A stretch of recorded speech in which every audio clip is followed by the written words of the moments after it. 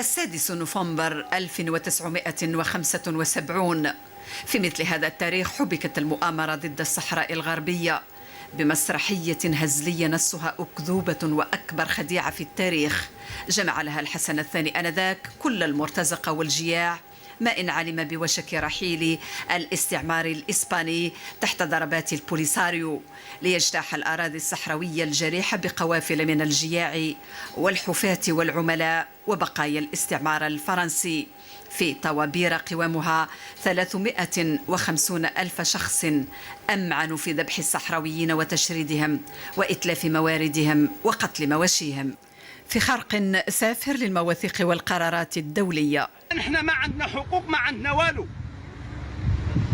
نقولوا هم اللي أراهم اللي محرر هاي الأرض، أباتنا نحن وجدودنا نحن وأهلنا نحن، هم اللي حروا هاي الأرض وسقاوها بدمائهم الطاهرة الزكية النقية، واعطاوا أرواحهم في سبيل الله وكتلوا مصارى ونحكم عليهم بالإعدام وأسروا وعذبوا. ما هم انتوما أباتنا نحن وجدودنا نحن.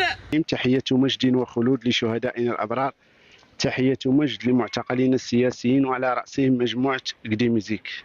عندي رسالتي هون للشعب المغربي، هو أن هذه المسيرة الخضراء اللي تحتفلوا بها في 6 نوفمبر أنها لم تدخل الصحراء الغربية.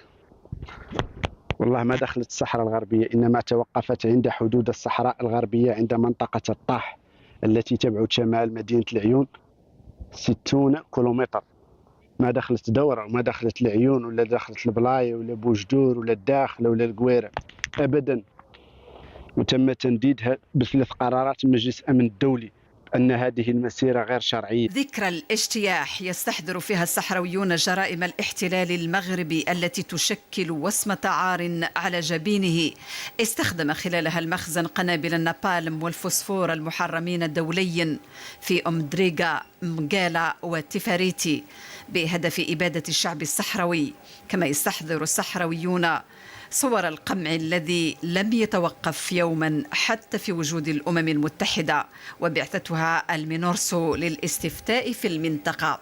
وتحمل هذه الذكرى الأليمة أسئلة عديدة. لماذا لم يجتاح المغرب إسبانيا لاستعادة سبتة ومليلية وليلى والجعفرية وغيرها من أراضيه التي يتمتع بها الإسبان في الوقت الذي يستعرض فيه عضلاته على الشعب الصحراوي الأعزل مستقويا بالكيان الصهيوني وحقول الحشيش؟